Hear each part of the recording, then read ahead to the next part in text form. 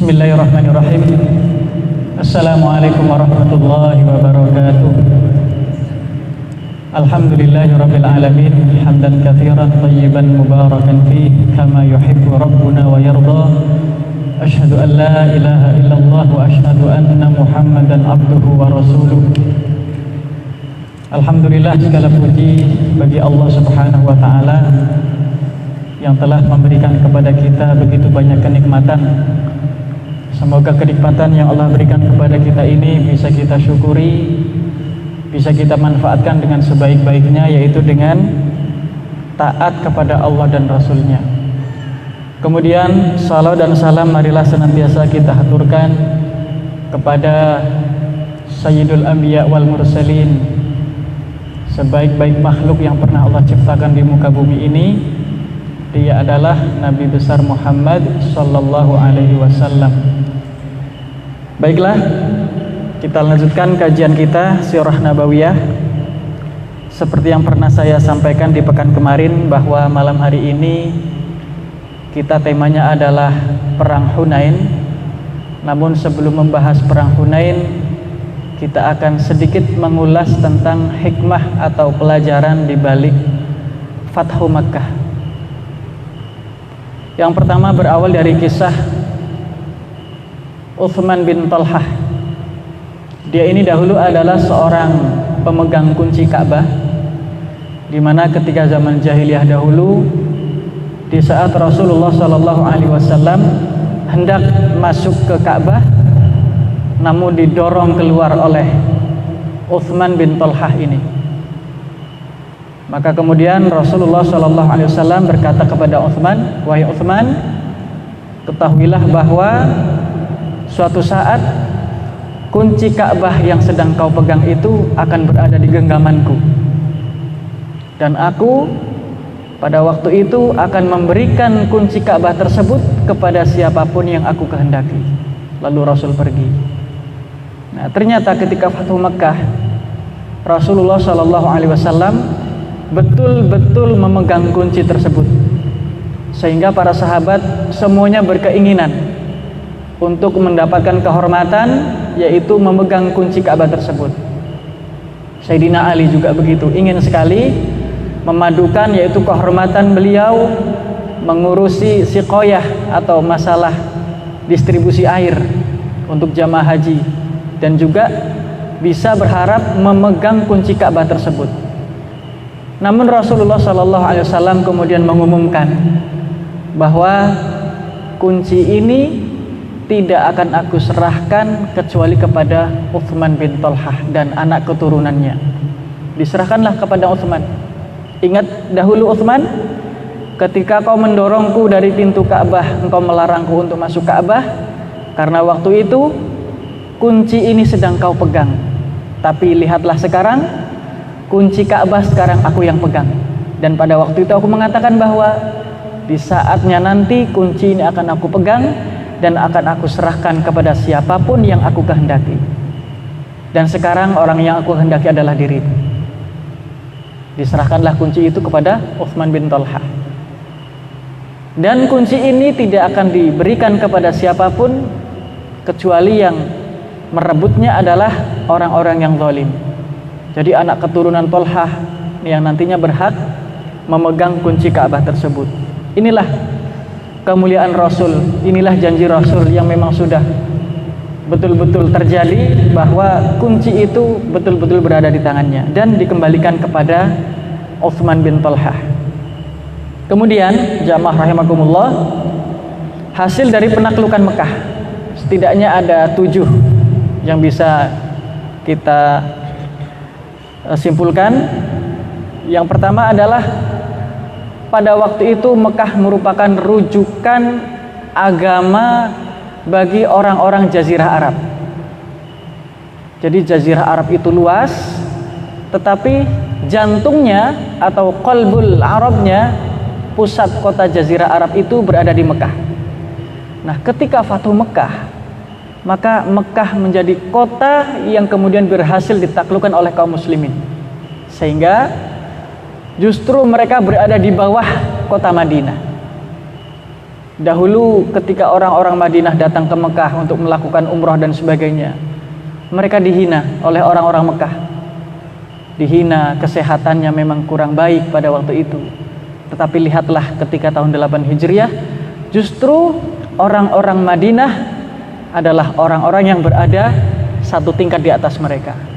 Karena jantungnya kota Mekah atau jantungnya Jazirah Arab berada di bawah kekuasaan Madinah. Sehingga ini merupakan pelajaran penting bagi kita bahwa sehebat-hebatnya sebuah negeri, kalau itu jauh dari Allah maka tidak ada apa-apanya. Yang kedua, terwujudnya keinginan Rasulullah SAW untuk mengislamkan masyarakatnya. Nah, ini sudah kita kaji kemarin.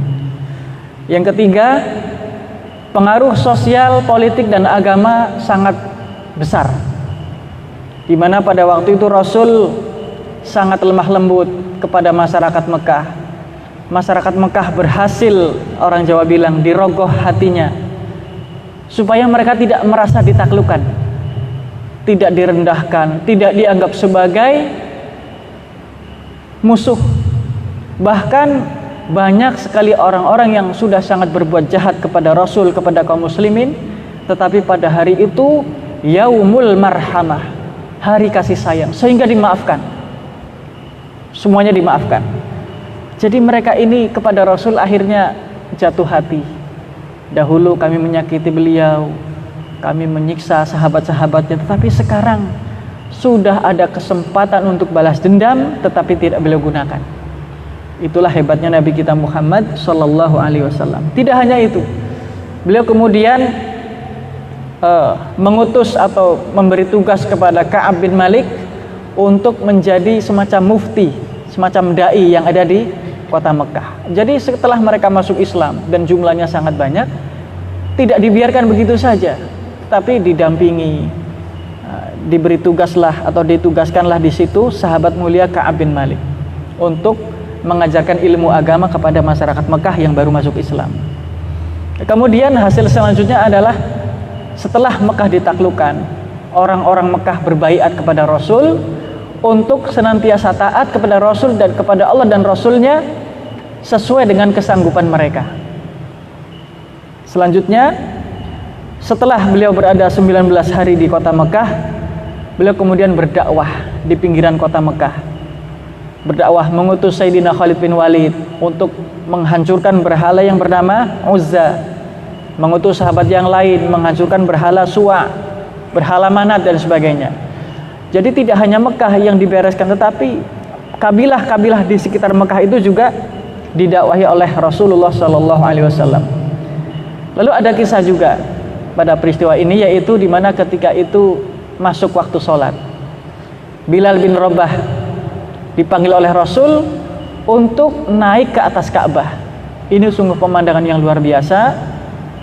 Pada waktu itu yang dipanggil oleh Rasul bukanlah orang-orang Quraisy, bukan orang-orang Ansor yang mereka adalah keturunan Arab asli, tetapi yang dipanggil oleh Rasul adalah sahabat Bilal bin Rabah.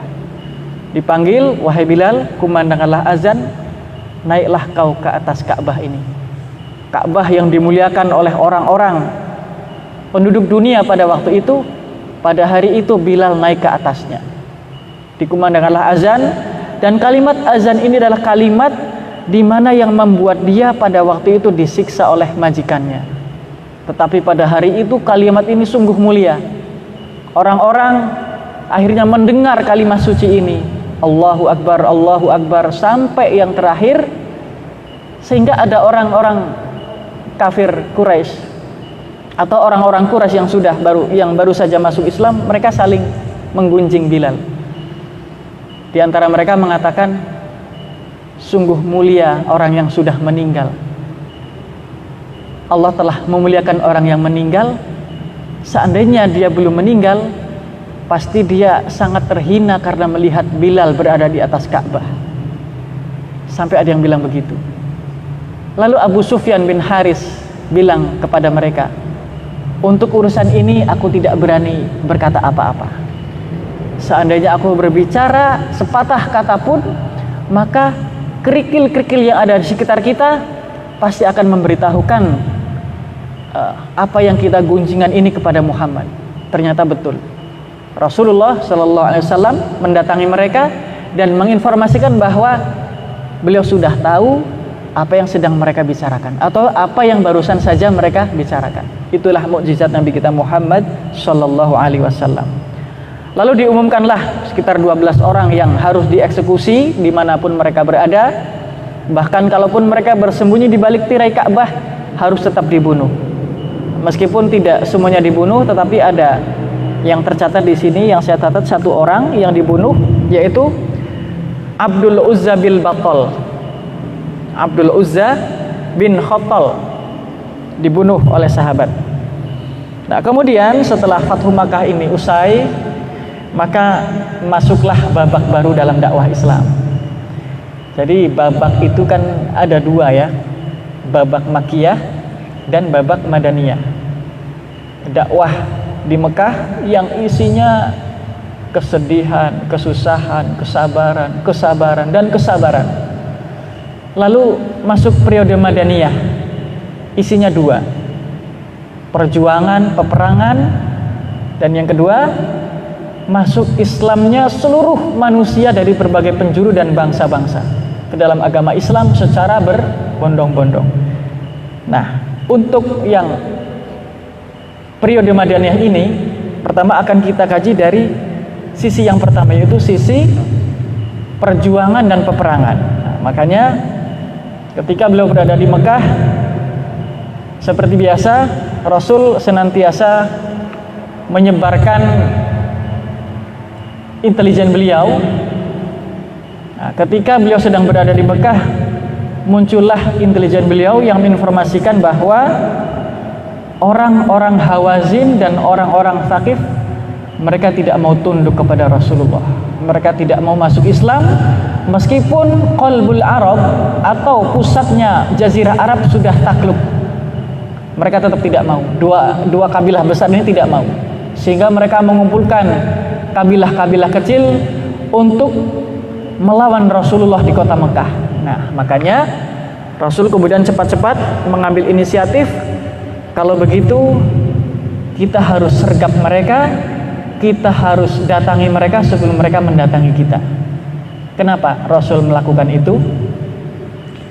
Karena Rasul tahu persis, seandainya orang-orang Hawazin dan orang-orang Thaqif itu datang menggeruduk kota Mekah, maka dikhawatirkan orang-orang yang baru saja masuk Islam, belum sampai 1 bulan, itu mereka justru akan merasa bangkit kembali, merasa ada yang membantu dan melawan balik ke Rasulullah dan para sahabat. Ini kan berbahaya.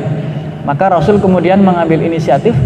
Strategi beliau, kita tidak usah tunggu mereka di sini, kita datangi saja mereka. Bertemulah mereka di lembah Hunain. Makanya yang terkenal atau yang kita kenal dengan perang Hunain. Nah, jadi perang Hunain dengan perang Badar itu ada kaitannya. Kaitan yang pertama, perang Badar adalah perang pertama melawan orang-orang kafir Quraisy. Sementara perang Hunain itu adalah perang terakhir yang dilakukan Rasulullah dan para sahabat melawan orang-orang kafir Quraisy. Jadi pertama Badar, lalu yang terakhir Hunain. Setelah itu tidak ada lagi perang melawan orang Jazirah Arab. Lalu persamaan yang kedua, kedua perang ini sama-sama dimenangkan oleh Allah, meskipun kasusnya atau ceritanya sedikit berbeda. Ketika di Badar, Allah itu membantu pasukan kaum muslimin secara total, karena Rasulullah dan para sahabat mereka sudah sangat taat kepada Allah dan Rasulnya. Mereka sudah tawakal kepada Allah, sudah berikhtiar semampu mereka meskipun jumlah mereka sedikit. Maka Allah turunkan pertolongannya. Nah, tetapi di perang Hunain ini, ketika itu di babak pertama peperangan, mereka justru kalah. Kocar kacir tidak jelas, mereka lari. Karena apa? Karena orang-orang yang baru masuk Islam, mereka punya anggapan bahwa lan nughlabal yauma min qillah, kata mereka. Hari ini kita tidak akan dikalahkan karena jumlah kita banyak. Dan perkataan ini didengar oleh Rasul. Perkataan semacam ini Rasul dengar, sehingga Rasul kemudian wajahnya berubah merah, berubah marah, karena efeknya pasti akan buruk. Artinya orang yang mengatakan demikian itu tidak tahu bahwa kata yang sederhana itu bisa membahayakan pasukan. Jadi kata mereka, lan nughlabal yauma min qillah, sekarang jumlah kita banyak, 12.000 pasukan. Tidak tahu bahwa kata yang demikian itu justru akan menyusahkan Rasulullah Shallallahu Alaihi Wasallam dan akan menghambat pertolongan Allah, karena mereka bangga dengan jumlah. Lalu yang ketiga, pada perang Badar, kaum muslimin terlebih dahulu sampai di Badar, sehingga mereka bisa menempati pos-pos strategis. Sumber air sudah mereka kuasai, tempat yang strategis juga sudah mereka kuasai. Sementara musuh mereka terlambat datangnya, sehingga mereka mendapatkan tempat apa adanya. Nah, di Hunain sebaliknya, Mas. Di Hunain itu kaum muslimin itu datangnya telat. Itu pas sekali dengan kondisi kita sekarang ini. Kaum muslimin datangnya telat, kemudian orang-orang kafir Quraisy datangnya sudah duluan, Pak. Nah, orang-orang muslim ini kenapa bisa telat? Karena berawal dari tadi itu. Dari anggapan bahwa santai saja kita, jumlah kita tuh paling banyak. Jumlah kita itu sekarang banyak sekali, 12.000 pasukan. Dahulu di Badar berapa, Man? Ketika di Badar jumlah muslimin berapa, Man? 300 lebih, 313 sampai 320. Tapi mereka dimenangkan oleh Allah. Ini sekarang 12.000. Oleh Allah hampir tidak ditolong di babak pertama peperangan, karena mereka tadi sudah bangga duluan. Tapi kemudian Allah turunkan ketenangan kepada hati nabinya. Itu ayatnya indah sekali, Mas. Jadi ayatnya itu yang diberi ketenangan itu Rasulullah dan orang-orang beriman. Orang-orang beriman yang ada pada waktu itu, riwayat yang menyebutkan banyak itu ada 100. Tapi ada riwayat yang mengatakan itu hanya 12 orang, yaitu orang-orang yang berada di ring satunya Rasulullah Sallallahu Alaihi Wasallam. Itu yang disebut orang-orang yang Allah beri ketenangan, anzala sakinata kepada Rasulullah dan kepada orang-orang beriman. Itu 12 orang itu seandainya harus melawan 30.000 orang-orang Hawazin dan Thaqif, apakah sanggup? Rasanya kan tidak. Tapi itulah Allah memberikan pertolongan melalui mereka. Lalu yang selanjutnya, setelah kita sudah membahas tentang kemiripan antara perang Badar dengan perang Hunain, maka kita akan mengetahui bagaimana dunia atau latar belakang atau pemandangan orang-orang Hawazin dan orang-orang Thaqif. Kita lihat ke arah sana dulu. Tadi muslimin sudah begitu ya, di kumpulan 12.000 orang. Orang-orang Hawazin dan orang-orang Thaqif, mereka mengutus atau mengangkat seorang pemimpin yang bernama Malik bin Auf. Diangkat sebagai pemimpin, dan dia ini punya strategi yang sangat unik karena belum pernah dilakukan oleh orang-orang Arab pada waktu itu. Yaitu strateginya adalah dia mengajak seluruh penduduk Hawazin dan Thaqif dan juga kabilah-kabilah kecil yang ada di situ, ada kabilah Bakar, ada kabilah Qais, Ailan, dan lain sebagainya, itu dikumpulkan seluruh penduduknya, tidak anak-anak, tidak wanita-wanitanya, semuanya dikumpulkan, diajak berperang. Bahkan harta benda mereka, perak, emas, kemudian unta, kuda, pokoknya seluruh hewan ternak dibawa. Tujuannya agar muslimin takut dengan jumlah musuh yang jumlahnya sangat besar. Tujuannya itu untuk menakut-nakuti kaum muslimin. Nah, informasi ini kan terdengar oleh Rasul karena beliau itu senantiasa menyebar intelijennya. Ketika Rasul mendapatkan informasi ini, jumlah mereka sangat banyak, unta-unta mereka juga sangat banyak, Rasul malah tersenyum. Kata Rasul, besok harta-harta itu akan menjadi milik kita, insya Allah. Kata beliau begitu sebelum perang. Strateginya pertama itu mengumpulkan orang-orang, tidak peduli laki-laki, tidak peduli wanita, tidak peduli anak-anak, pokoknya dikumpulkan, berangkat semua. Lalu kemudian berkhutbah di hadapan mereka. Beliau menyemangati orang-orang itu agar kita berperang habis-habisan, karena ini adalah perang yang sangat besar, maka kita harus totalitas. Maka kata orang ini, kata Malik bin Auf, sekarang strateginya kita patahkan sarung pedang kita. Jadi kalau pedang kan ada sarungnya ya Pak, itu sarungnya itu mereka hancurkan, mereka rusak, supaya apa? Supaya tidak ada kesempatan untuk lari dari peperangan. Ya adanya pedang terhunus itu. Jadi mau nggak mau, kalah atau menang, mereka harus berperang. Itu strateginya. Yang kedua, Malik bin Auf ini kemudian punya strategi mendatangi lembah, tetapi tidak berada di lembahnya, justru berada di bukit-bukit antara lembah-lembah itu, untuk menempatkan para, kalau sekarangnya itu sniper, para penembak-penembak jitu ditaruh di situ, dan meletakkan atau menyerang terlebih dahulu kaum muslimin sebelum mereka tiba. Nah, ternyata betul. Takdir Allah mencatat bahwa memang orang-orang Islam itu datangnya terlambat, sehingga mereka sudah didahului, pos-pos strategis juga sudah dikuasai oleh musuh, sehingga begitu mereka tiba di situ, yang ada hanya lembah, gunung, gundukan-gundukan pasir itu sudah terisi oleh musuh. Beda sekali dengan perang Badar dulu. Nah, kenapa kok Allah biarkan itu? Kenapa Rasulullah tidak dikasih tahu, wahai Muhammad, musuh sudah ada di situ? Ternyata hikmahnya adalah untuk pembelajaran kita, bahwa kalau kita membanggakan jumlah, itu menurut Allah tidak ada apa-apanya. Kita harus tetap ingat kepada Allah, semuanya karena Allah. Nah, strategi itu dilakukan di sebuah tempat bernama Autos. Itu ada seorang bijak yang bernama Duraid bin Asimah. Kata Duraid, dia ini kan orangnya buta Pak, buta, sudah tua, tapi dia ini punya pengalaman dalam bertempur. Wahai Malik bin Auf, ini kok sepertinya ada suara kuda, ada suara onta, ada suara anak kecil yang menangis, ada suara wanita-wanita. Ini sebenarnya apa? Engkau ini ingin berperang atau apa? Sungguh kalau ini adalah berperang, strategimu ini sangat salah. Karena dalam kondisi peperangan, harta benda, wanita-wanita, anak-anak itu tidak ada gunanya ketika berperang. Yang berperang tetap laki-laki yang membawa pedang. Kalaupun engkau menang, mereka tetap tidak membantu. Nah, tetapi kalau engkau kalah dalam peperangan ini, engkau justru akan merendahkan martabat para kabilah itu. Kenapa merendahkan? Karena kalau sudah kalah, justru harta itu akan menjadi milik Muhammad.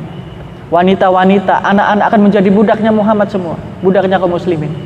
Maka hentikanlah strategi ini. Jangan bawa semua harta, jangan bawa semua penduduk Hawazin dan Thaqif.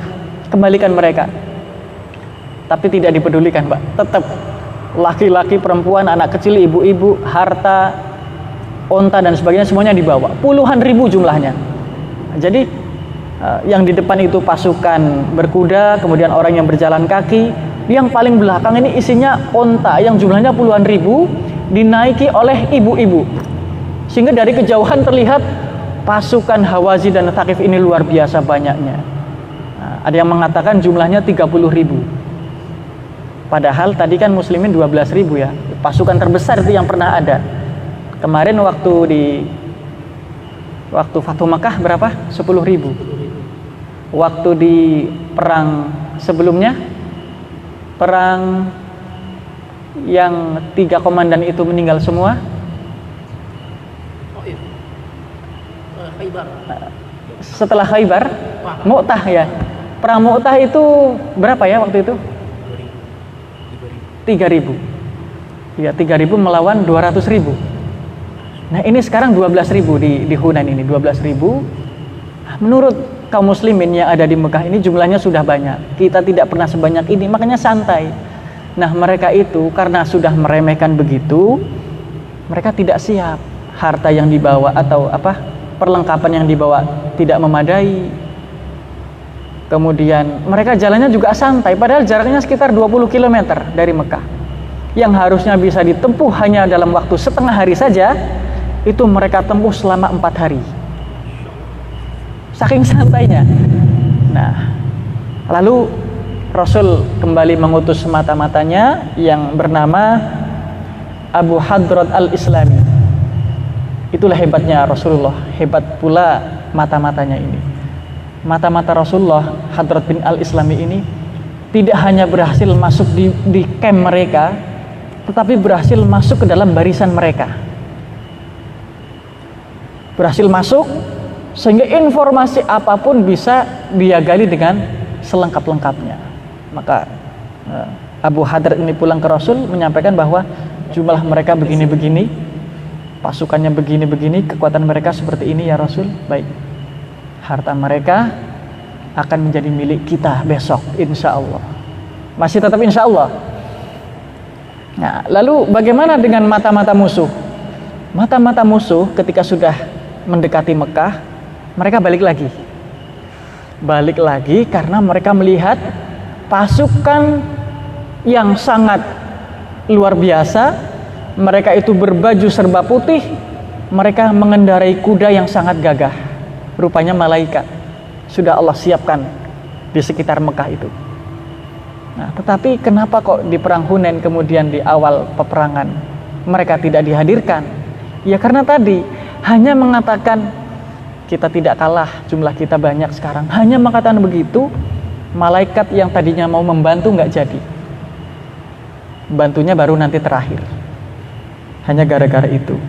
Kemudian pada tanggal 6 Syawal itu kalau kita Masya Allah sekarang ya, itu sedang mungkin ada yang lagi asik-asiknya di tempat rekreasi. Ya, ada yang baru pulang mudik, tapi beliau berangkat ke Hunain untuk menyambut pasukan musuh. Nah, tanggal 6 berangkat, tanggal 10 malam sampai pagi, ketika subuh belum selesai, maksudnya itu masih gelap, mereka diserang oleh pasukannya Malik bin Auf. Dihujani anak panah dari atas bukit, dilempari bebatuan, tombak dan sebagainya, sehingga mereka belum sempat apa-apa, belum ada persiapan apa-apa, lari tunggang langgang. Itu Allah gambarkan dalam Al-Quran. A'udzubillahi minasyaitonirrajim. Laqad nasarakumullahu fi mawatin katsiratin wa yawma Hunainin idh a'jabatkum kathratukum falam tughni ankum syai'a wa dhaqat 'alaikumul ardu bima rahubat thumma wallaytum mudbirin. Itu lari yang enggak beraturan. Sudah mundur, larinya berantakan gitu. Bukan lari mundur teratur, Mas. Mundur tapi entah kemana gitu. Padahal itu 12.000 orang. Itu larinya enggak karuan. Yang terkumpul yang masih bersama Rasul hanya tadi itu. Yang paling banyak itu 100 riwayatnya, yang paling sedikit itu 12. Jadi 12 orang padahal tadinya 12.000. Jadi seolah-olah satu orang berbanding 1.000. Jadi ini mungkin ya, kualitas satu orang ini sama dengan kualitas 12.000 tadi. Allah menurunkan firman itu karena melihat kondisi yang demikian. Rasul kemudian berteriak, Ana Muhammadun, saya adalah Muhammad bin Abdullah, saya adalah Rasulullah, saya tidak pernah berdusta. Dipanggil para sahabat, wahai sahabat-sahabatku kemarilah. Tidak dipedulikan lagi, Pak. Tidak dipedulikan lagi panggilan Rasul. Maka beliau mengutus pamannya, memerintahkan kepada pamannya untuk memanggil mereka. Dipanggil, ya ahlas samurah.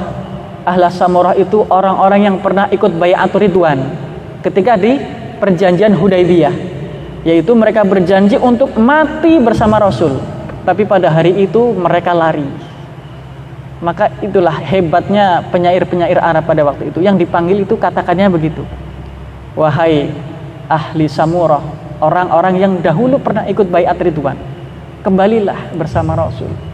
Lalu dipanggil lagi, ya ahla suratil Baqarah, wahai ahli surah Al-Baqarah, keluarga surat Al-Baqarah, kemarilah. Wah, mendengar kalimat itu, labbaika ya Rasulullah, labbaika ya Rasulullah, kami hadir ya Rasul, kami hadir, kami datang. Akhirnya mereka datang semua. Yang tadinya 12 orang berkumpul cukup banyak. Disitulah kemudian Allah menurunkan pertolongannya. Itu dilanjutkan dalam firman berikutnya, A'udzubillahi minasyaitonirrajim. Tsumma anzalallahu sakinatahu ala rasulih wa 'alal mu'minin. Yang Allah beri ketenangan siapa? Rasulullah dan orang-orang beriman. Wa anzala junudan lam tarauha. Dan Allah menurunkan junud. Junud itu tentara, lam tarauha, yang tidak kalian lihat, yaitu para malaikat tadi. Wa 'adzabal ladzina kafaru, dan mengazab orang-orang kafir, wa dzalika jazaa'ul kafirin. Dan itulah balasan bagi orang-orang kafir.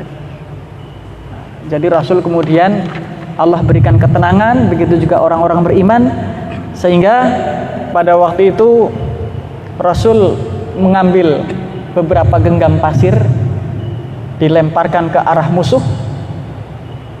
Atas izin Allah, pasir-pasir itu masuk ke mata-mata orang-orang Hawazin, orang-orang Tsaqif juga, sehingga mereka kerepotan, repot dengan matanya sendiri. Ya gimana ya, orang keliripan nih kayak gitu ya, repot. Orang kita naik motor aja berhenti, apalagi sedang perang. Sehingga mereka kemudian sibuk dengan urusan mereka sendiri. Barulah kaum muslimin menyerang mereka. Mereka lari, mundur. Nah, lalu kemudian sahabat rahimakumullah, di saat mereka mundur itulah kaum muslimin mengejar mereka. Ada yang ke Wadi Nakhlah, ada yang ke Autos. Sebagian besar larinya ke Benteng Taif. Benteng Taif itu yang dulu pernah kita ceritakan, bahwa Rasul di situ pernah diusir. Nah, mereka lari ke situ, lari ke Benteng Taif. Ketika Rasul sedang mengejar mereka, itu boleh dikatakan Rasul sendirian sebenarnya. Yang ada hanya paman beliau Abbas yang memegang pelana baghal beliau. Lalu ada Abu Sufyan bin Harith, itu mertua beliau sendiri. Kemudian ada Suhail bin Amr juga di situ. Itu dua orang ini, Suhail bin Amr dan siapa? Abu Sufyan bin Harith ini baru masuk Islam, baru 3 minggu lah, belum ada 1 bulan. Tapi Suhail bin Amr itu sempat heran juga dengan sahabatnya yang bernama Ikrimah. Wahai Ikrimah, kamu ini sungguh mengherankan. Dahulu kan kita sama-sama kafir, sama-sama penyembah berhala. Tapi ketika di perang Hunain, aku melihat engkau sungguh menunjukkan keislamanmu luar biasa. Itu rahasianya apa? Ikrimah bilang, Ikrimah bin Abu Jahal, Pak, wahai Suhail, dahulu kita memang sama-sama kafir. Tapi sekarang, setelah Islam sudah datang kepada kita sudah punya otak lagi. Dahulu kita orang-orang yang tidak punya otak. Sekarang otak kita sudah kembali, kita sudah menjadi orang yang normal. Jadi menurut Ikrimah, orang yang menyembah berhala, kemudian berhalanya itu disembah, ketika sembahannya itu mereka tidak punya makanan untuk dikonsumsi, yang ada hanya sembahan mereka yang terbuat dari makanan, dari adonan tepung, mereka makan. Itu bagi Ikrimah adalah orang-orang yang tidak punya otak. Nah sekarang Suhail, kita sudah punya otak, otak sudah kembali ke kepala kita. Kita sudah menjadi manusia yang normal. Alasannya hanya itu. Kenapa kok bisa begitu Ikrimah? Dahulu kamu musuh Muhammad dengan begitu kejamnya, sekarang kok bisa begitu? Padahal yang lain kan lari ya. Yang lari itu lari, yang lain lari semua, tapi Ikrimah, Abu Sufyan dan sebagainya itu tetap bertahan di lingkaran Rasulullah SAW. Maka dikejarlah mereka sampai ke Benteng Taif. Pengepungan ini berlangsung, ada yang mengatakan 1 bulan, ada yang mengatakan 40 hari, tapi ada juga yang mengatakan tidak lebih dari 1 bulan. Berarti sekitar itu.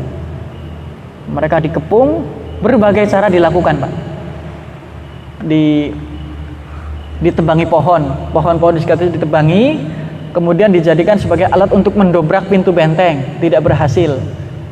Khalid bin Walid diutus oleh Rasul untuk menantang mereka untuk mubarozah, adu tanding, dikompor-kompori. Wahai orang-orang Tsaqif, kalau memang kalian adalah pemberani, hadapi aku. Kita bertanding 1 lawan 1. Tujuannya untuk memancing mereka agar keluar dari benteng. Tetapi mereka tidak terpengaruh. tetap berada di dalam benteng. Rasul juga sempat memerintahkan para sahabat untuk membakar kebun anggur dan kebun kurma, dibakar. Nah, ini rupanya ada pengaruhnya sedikit. Orang-orang ada yang keluar, sekitar 23 orang keluar karena dijanjikan oleh Rasul, kalau kalian keluar maka akan dibebaskan. Yang budak menjadi bebas dan akan diberikan ghanimah. Mereka keluar. Dan tidak dikembalikan lagi ke Taif, tetap dibawa ke Mekah atau ke Madinah. 23 orang itu karena mereka sudah bebas.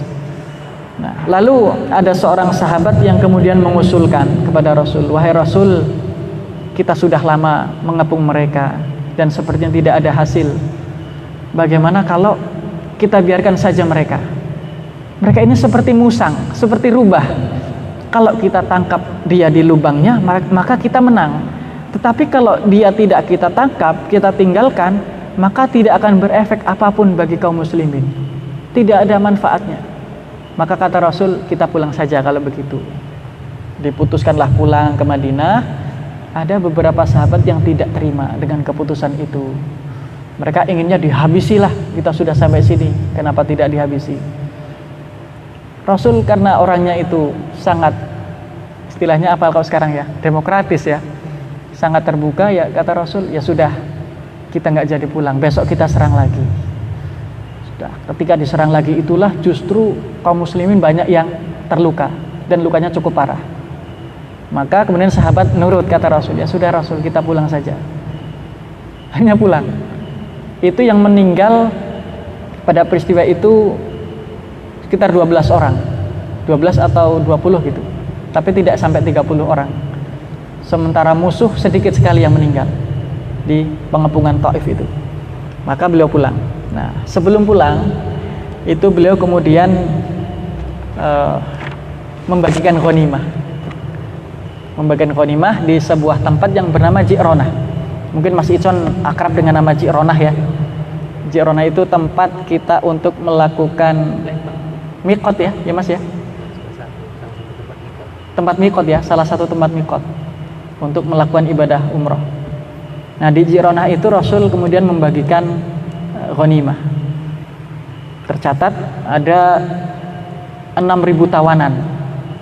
Banyak Pak, 6.000 tawanan. Ya tadi sudah dibilangin oleh Duraid bin Asimah tadi, buat apa bawa wanita, bawa anak-anak, nggak ada gunanya, tapi tetap diterabas. Akhirnya kan 6.000 orang jadi tawanan Rasulullah.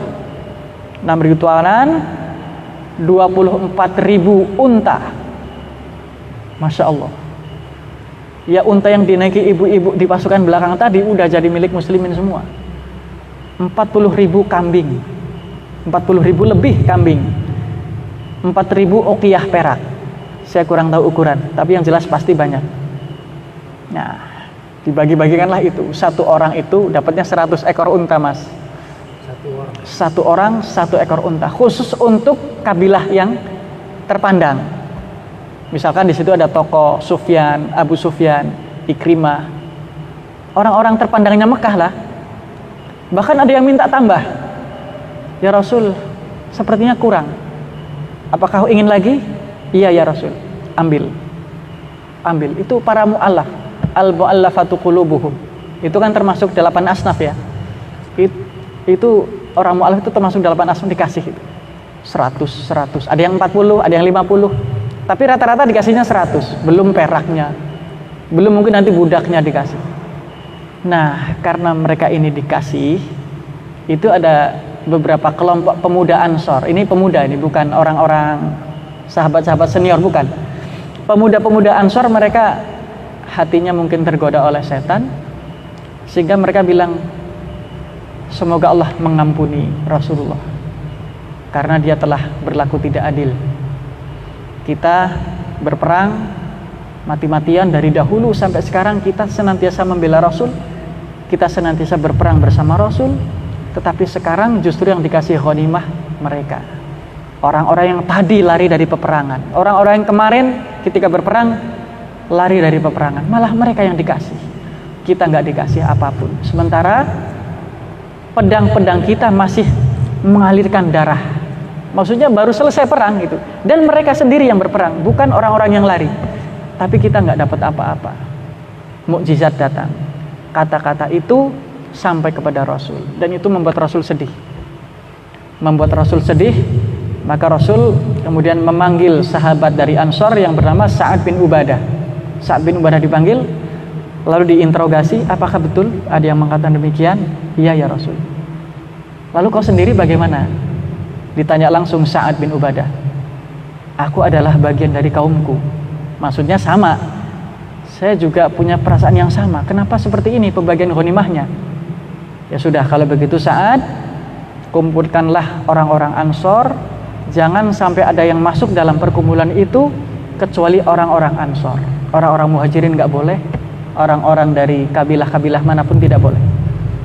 Di pinggir Ji'rona itu beliau mengumpulkan para sahabat dan berkhutbah di situ. Kata Syekh Said Ramadan Al-Buti, kita sebagai muslim, sebagai mukmin, beliau sangat berharap agar kita hafal khutbah ini. Saya belum hafal, tapi istilahnya garis merahnya atau benang merahnya sudah diketahui. Jadi Rasul sempat agak nggak enak hati gitu, karena sahabat-sahabatku kok begini tuduhannya kepada saya. Maka kemudian beliau berkhutbah di hadapan mereka, wahai orang-orang Ansor, apa yang kalian bicarakan telah sampai kepadaku. Lalu aku akan berkata kepada kalian, bukankah aku datang kepada kalian ketika kalian dalam keadaan sesat, lalu Allah memberi kalian petunjuk melalui diriku? Beliau berkata lagi, bukankah aku datang ketika kalian dahulu dalam keadaan miskin, lalu Allah membuat kalian kaya juga melalui perantaraanku? Selanjutnya, bukankah kalian dahulu saling bermusuhan, Aus dan Khazraj saling bermusuhan, lalu Allah menyatukan hati kalian itu juga atas perantaraanku? Lalu mereka menjawab, ala ya Rasulullah, betul ya Rasulullah, bala ya Rasulullah, lillahi wali rasulihil mannatu wal fadl, bagi Allah dan Rasulnya segala keutamaan. Jadi mereka mengakui bahwa memang begitu ya Rasul, dahulu engkau begini, aku begini, engkau yang membantu kami dan sebagainya. Mereka mengakui itu. Kemudian Rasul bilang kepada mereka,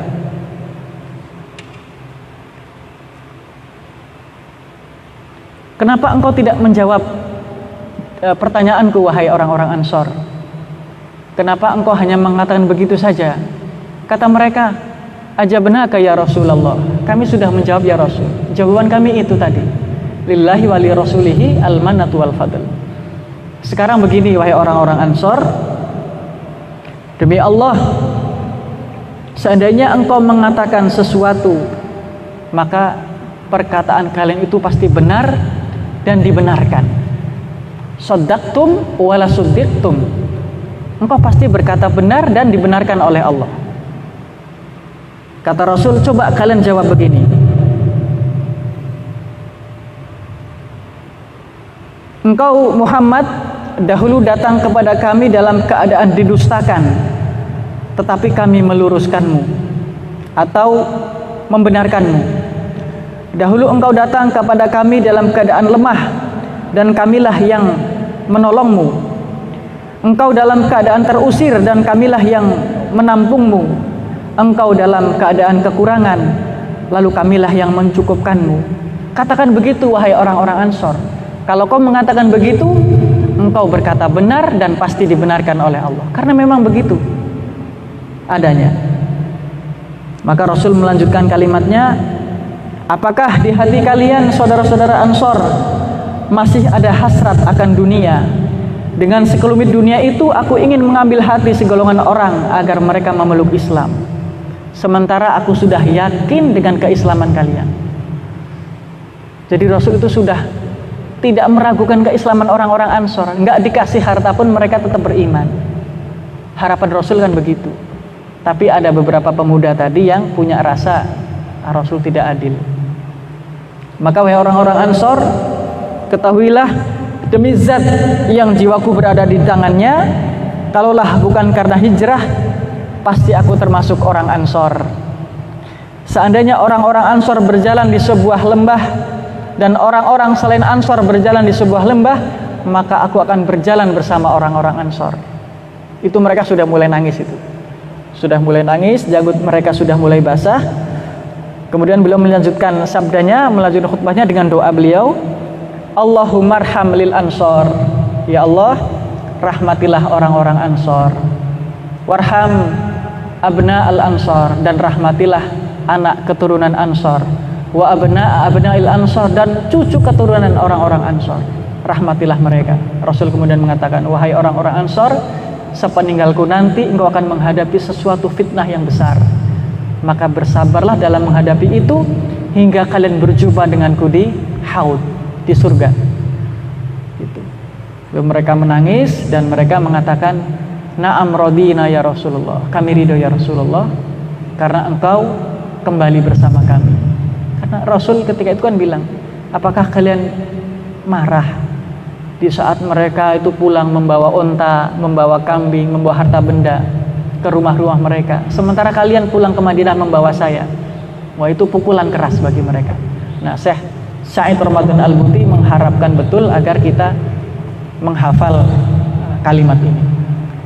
Coba saya hafal tapi belum hafal-hafal. Nah, inilah mungkin yang bisa disampaikan pada kesempatan malam hari ini. Ada berapa menit, Man? Setengah jam lebih ya. Sebenarnya masih ada beberapa hikmah sih. Setengah jam, Pak. Insya Allah lanjutkan dulu ya, supaya pekan depan kita tidak bahas ini lagi. Insya Allah. Pelajaran dari perang Hunain dan Taif. Pertama, kecerdasan Rasul dalam berinteraksi dengan orang-orang kafir, dengan orang-orang Islam yang baru masuk Islam. Bagaimana beliau ketika peristiwa Dzatu Anwat, waktu beliau berangkat ke Hunain itu kan di perjalanan, orang-orang yang baru masuk Islam ini melihat ada pohon besar yang dahulu pernah mereka gunakan untuk masang sesajen ya, menggantungkan pedang, meminta keberkahan di situ. Nah, di Dzatu Anwat itu mereka bilang, ya Rasul, coba buat Dzatu Anwat seperti orang-orang kafir dahulu membuat Dzatu Anwat, agar kita bisa melakukan ritual ibadah di situ, agar kita dimenangkan dalam perang. Intinya gitu. Pedang-pedang kita gantungkan di situ. Rasul kemudian marah. Rasul bertakbir 3 kali di situ. Sungguh kalian seperti Bani Israel yang pernah mengatakan kepada Nabi Musa, Ij'al lana alihah kama lahum alihah. Ya, wahai Musa, buatlah untuk kami sesembahan-sesembahan sebagaimana mereka membuat sesembahan-sesembahan. Kalian persis seperti mereka. Rasul marah, tetapi tidak mencerca, hanya dimarah gitu saja, tidak dicela kemudian dilarang untuk ikut jihad. Tetap mereka ikut jihad meskipun mereka baru masuk Islam. Jadi di sini menunjukkan bahwa orang yang ikut berjihad itu tidak harus bersih betul akidahnya, karena memang baru belajar. Karena jihad itu adalah bagian dari amal soleh. Meskipun dia belum bisa fikih dengan baik, sholatnya juga mungkin belum 5 waktu bisa jadi, tapi kalau memang dia ingin beribadah, yaitu jihad fisabilillah tadi, berangkat saja, karena tetap ada pahalanya berjihad itu. Ini berangkat, tetap berangkat. Lalu dijalankan ada rasa i'jab ya, rasa bangga diri. Jadi kan ada 2 istilah itu. Yang pertama i'jab bin nafs, yang kedua fiqh bin nafs. Kalau i'jab itu bangga diri, itu tidak boleh. Nah, ini yang dilakukan orang-orang muslim yang mau perang ke Taif. Itu mereka i'jab bin nafs, bangga diri. Jumlah kita banyak, kita tidak akan kalah. Tetapi yang boleh itu fiqh bin nafs, percaya diri. Nah, fiqh bin nafs ini ditunjukkan oleh pasukan Badar. Mereka tidak bangga, bagaimana bangga? Jumlahnya cuma 300. Maka mereka adanya cuma fiqh, patuh kepada komando Rasul. Apa kata Rasul, kita patuh. Kata Rasul serang, kita serang. Memang komandonya begitu. Kalau dari jauh, lemparkanlah anak panah. Kalau sudah mulai dekat, gunakan tombak. Kalau sudah sangat dekat, barulah pedang. Itu mereka lakukan semua. Makanya dibantu oleh Allah. Nah, bangga diri. Padahal Islam mengajarkan bahwa, kata Abdullah ibn Rawahah waktu perang Mu'tah kemarin, kaum muslimin itu tidak pernah terpengaruh dengan jumlah. La nuqatil bil adad wala bil udad. Kita tidak pernah bertempur karena jumlah dan karena perbekalan. Kita bertempur karena Allah sudah memuliakan kita dengan Islam. Lalu pelajaran selanjutnya, kita bisa melihat bagaimana keteguhan dan keberanian Rasul ketika hal itu memberi dampak yang sangat besar kepada pasukan. Dipanggil kan, aku adalah Muhammad bin Abdullah, aku adalah utusan Allah, aku tidak pernah berdusta. Kemarilah wahai ahlu surat al-Baqarah, wahai ahlu samurah, kemarilah. Datanglah mereka. Lalu yang selanjutnya kita bisa melihat bagaimana Rasul itu tetap tidak mencela orang-orang yang lari dari peperangan. Padahal penyebab kekalahan justru mereka. Jadi sahabat-sahabat itu ada yang usul, ya Rasul, hukumlah mereka. Mereka itu baru masuk Islam malah bikin kita repot seperti ini. Hukum mereka ya Rasul. Rasul justru mendoakan mereka, tidak dihukum. Nah, selanjutnya, ghanimah adalah sarana untuk melembutkan hati mu'allaf. Jadi kalau orang yang sudah masuk Islam, baru masuk Islam itu memang perlu dirogoh hatinya, dikasih harta dan sebagainya. Nah, ini juga menunjukkan kepada kita bahwa kalau kita ingin mengejar dunia, maka dunia bisa jadi tidak didapat. Kita fokus dunia saja, itu dunia tidak akan didapat, akhirat apalagi. Tapi coba kita berjihad misalkan ya, berperang, meninggalkan anak istri, meninggalkan harta, perdagangan yang kita takutkan kerugiannya, meninggalkan kebun, meninggalkan harta benda dan sebagainya untuk jihad fisabilillah, maka justru Allah ganti dengan harta yang sangat banyak, ghanimah tadi. Nah, yang selanjutnya, kesabaran Rasul dalam menghadapi Arab Badui. Nah, ini kan ada kisahnya, ini terkenal, yang namanya Dzul Khuwaisir. Dzul Khuwaisir ini datang kepada Nabi mengatakan bahwa ya Nabi, i'dil, berlaku adillah, karena kau membagikan ghanimahnya ini sepertinya tidak adil. Ini sekian, itu sekian, kabilah ini banyak, kabilah ini sedikit. I'dil ya Rasul, berbuat adillah wahai Rasul, kata orang Badui ini. Rasul kemudian bilang, wahai Dzul Khuwaisir, kalau Allah dan Rasulnya saja dikatakan tidak adil, lalu siapa lagi yang adil di muka bumi ini? Orang ini pergi, Pak.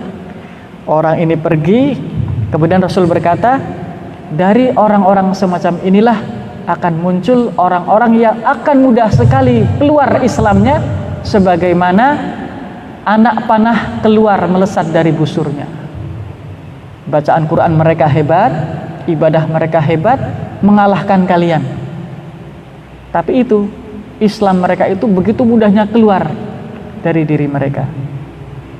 Nah, sekarang yang biasa kita kenal dengan itu orang-orang Khawarij. Orang-orang Khawarij. Nah, lalu kita akan dengar kabarnya Malik bin Auf. Ini saya sempat cari-cari, Mas. Ini Malik bin Auf ujung-ujungnya gimana gitu. Saya cari, ternyata beliau masuk Islam.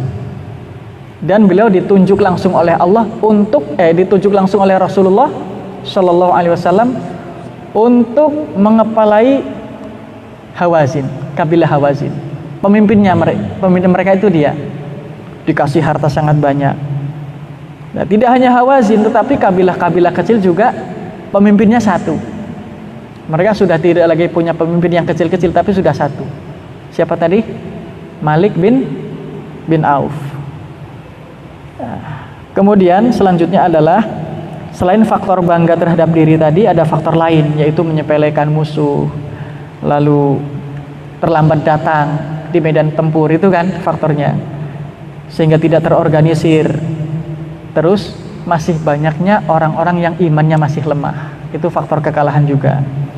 Bagaimana dengan faktor kemenangannya? Faktor kemenangannya adalah pertama, keberanian Rasul, kedua, keteguhan sebagian kecil muslimin yang ada di sekitar Rasul, yang 12 orang tadi.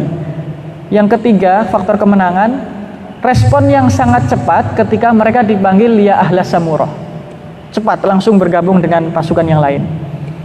Faktor kemenangan yang selanjutnya, orang-orang Hawazin ketika melihat muslimin itu lari, mereka tidak mengejar. Dan ini kesalahan fatal bagi sebuah pasukan. Kalau sudah kalah, harusnya dikejar sampai selesai gitu peperangan. Nah, mereka tidak ngejar, menganggap bahwa itu sudah menang. Nah, karena tidak dikejar itulah kemudian Rasul mendapatkan pertolongan dari Allah. Beliau melemparkan kerikil tadi, kemudian berdoa kepada Allah, dan Allah kemudian libatkan malaikat. Inilah faktor-faktor kemenangan. Lalu selanjutnya hukum-hukum syariat yang bisa kita petik dari perang Hunain ini. Pertama, larangan laki-laki banci, mutakhannaf kalau nggak salah bahasa Arabnya itu, untuk memasuki rumah-rumah wanita yang bukan mahramnya.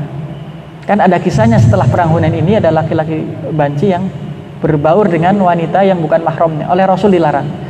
Besok jangan lagi mereka bergabung dengan kalian. Dilarang. Lalu larangan membunuh dengan sengaja anak-anak, wanita, orang tua dalam peperangan. Kalau nggak sengaja nggak apa-apa. Lalu hikmahnya atau pelajarannya adalah melakukan umroh dari Ji'ronah. Ini peristiwa pertamanya di sini. Melakukan umroh di Ji'ronah, tetapi dalam kitab Ghazawatur Rasul itu bukan kita dari Mekah kemudian keluar ke Ji'ronah kemudian ke Mekah lagi, tetapi dari luar Mekah, memang sudah dari luar Mekah, lalu dari Ji'ronah mulai mikotnya. Intinya begitu. Lalu hukum syariat selanjutnya adalah hukum salab. Salab itu kawannya ghanimah, kawannya jizyah, kawannya fai. Salab itu adalah harta yang diambil dari orang yang melakukan duel oleh orang yang mengalahkan. Misalkan Gading berduel dengan Eman ya. Berduel dengan Eman, itu Eman berhasil dibunuh misalkan. Maka pakaian perangnya, pedangnya, tombaknya, bahkan kendaraannya, misalkan kendaraannya kuda, itu diambil oleh Gading. Eman hidup lagi. Perang, Gading kalah, hartanya diambil oleh Eman. Supaya nggak ada yang mati mas, hidup semua. Jadi begitu, itu namanya harta salab. Itu hukum syariatnya terjadi pada peristiwa itu. Selanjutnya, dilarang mengambil ghanimah yang belum dibagi secara resmi. Itu ada yang jahil mungkin ya. Sebelum perang ini mungkin ada yang jahil mungkin. Sebelum dibagi kita kumpulkan dulu ghanimahnya. Lalu selanjutnya dibolehkannya menunaikan nazar ketika nazar itu diucapkan di zaman jahiliyah. Yang penting nazarnya tidak bertentangan dengan syariat. Ini kisahnya ketika Sayyidina Umar ibn Khattab bernazar ketika jahiliyah ingin sekali beriktikaf. Melapor ke Rasul, gimana Rasul? Dulu saya pernah bernazar iktikaf. Lakukanlah sekarang. Artinya melakukan iktikaf. Lalu ada lagi nih, masih ada 4 lagi. Ada seorang sahabat yang bernama Anas bin Mirthad. Beliau ditugasi oleh Rasul untuk menjaga camp kaum muslimin. Wahai Anas, naiklah ke atas bukit itu, jagalah kami. Jangan sampai ada musuh yang tahu kalau kami berada di sini. Paginya Anas datang. Bagaimana Anas? Aman? Tadi malam kau tidur tidak? Tidak ya Rasul. Saya tidak tidur semalaman. Dan saya hanya melakukan aktivitas 2, sholat dan buang hajat. Itu sudah cukup, wahai Anas bin Mirthad. Engkau pasti mendapatkan pahalanya. Dan kalaupun engkau tidak beramal soleh setelah ini, tidak akan membahayakanmu. Itu luar biasa mas. Menjaga pasukan muslimin. Itu Anas bin Mirthad yang dikasih kata-kata seperti itu. Apakah beliau kemudian tidak beramal? Nggak mungkin. Kalau sahabat tidak mungkin. Justru masih kurang saja. Tapi kalau kita mendapat kata-kata seperti itu, nggak jadi beramal apapun. Karena sudah merasa cukup ya. Lumayan, tadi malam nggak tidur menjaga kaum muslimin. Setelah itu saya tidak perlu beramal soleh apapun, tidak akan membahayakan saya. Itu kalau kita. Tapi kalau Anas bin Mirthad nggak mungkin begitu. Dan Rasul tahu Makanya tidak diucapkannya kepada kita. Berbahaya. Iya, ijabin nafs tadi. Lalu ada Ummu Sulaim. Ummu Sulaim itu siapa man kira-kira? Ummu Sulaim itu ibunya Anas bin Malik, yang pernah menitipkan Anas bin Malik kepada Rasulullah untuk dijaga. Ya Rasul, ini ku taruh di rumahmu, jadikan dia pembantumu, didiklah dia. Itu masih kecil sudah menjadi orang hebat, termasuk perawi hadis. Nah, Anas bin Malik juga seorang sahabat yang pernah melihat secara langsung bekas luka sayatan malaikat di dada beliau ketika dadanya dibelah ya. Peristiwa Isra Mi'raj, peristiwa ketika beliau di Bani Sa'ad. Berbicara tentang Bani Sa'ad, pada peristiwa Taif ini anaknya Halimah As-Sa'diyah menjadi tawanan yang bernama As-Syaima binti Al-Harith. Suaminya ibunda Halimah Sa'diyah adalah Al-Haris. Nah, itu anaknya itu namanya Syaima, perempuan.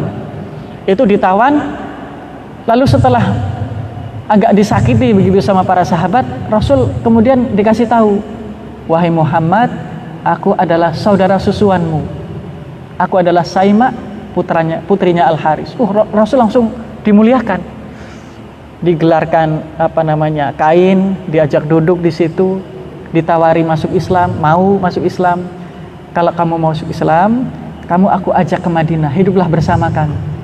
Dikasih harta benda, tapi ternyata nggak mau, Pak, nggak mau ikut Nabi ke Madinah. Tapi alhamdulillah sudah mau masuk Islam, pulang ke kabilahnya. Halimah As-Sa'diyah, saya belum menemukan ini, mungkin di peperangan lain mungkin. Tapi yang jelas di sini anaknya masuk Islam. Nah, yang terakhir pelajarannya adalah masuk Islamnya Ka'ab bin Zuhair. Ka'ab bin Zuhair ini termasuk sastrawan Arab. Dia jadi, kalau sekarang sih bukan sastrawan ya, karena sastrawan sudah tidak begitu berpengaruh sekarang. Tapi ya para pemimpin redaksi, baik media massa atau media cetak, online maupun offline. Ini Ka'ab bin Zuhair ini termasuk corongnya media di Jazirah Arab. Ketika dia sudah masuk Islam, itu sudah menjadi simbol bahwa runtuhnya media kafir di Jazirah Arab. Udah nggak ada lagi itu, udah tutup semua kantornya. Kantor-kantor yang mengatakan Islam jelek, Muhammad jelek dan sebagainya sudah tutup, udah selesai.